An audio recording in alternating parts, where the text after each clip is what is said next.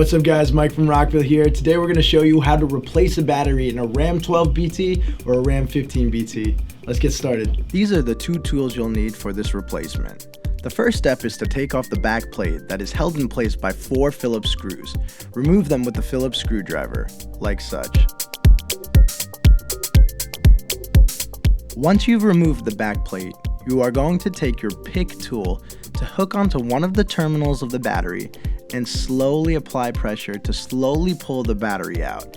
You can use any tool to do this, even a butter knife.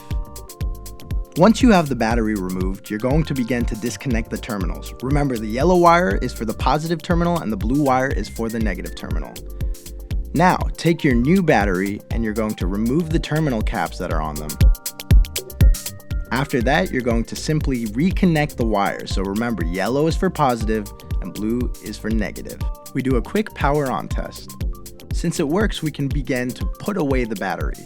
So you're going to want to make sure you tuck the wires in the back and slowly wedge it in. It should fit nice and snug. After that, take the back plate and put it on. Remember to start with the top of the back plate first.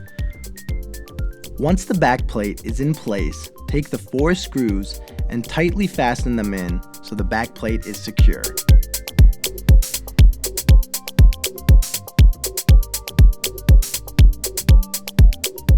And that was the last step. The next thing to do is to make sure it powers on.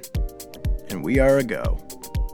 If you liked what you saw in the video, leave a like and a comment in the comment section below, and please reach out to us either through email or phone or on our Facebook if you have any additional questions about this process or of any of our products. I'll see you next time, guys.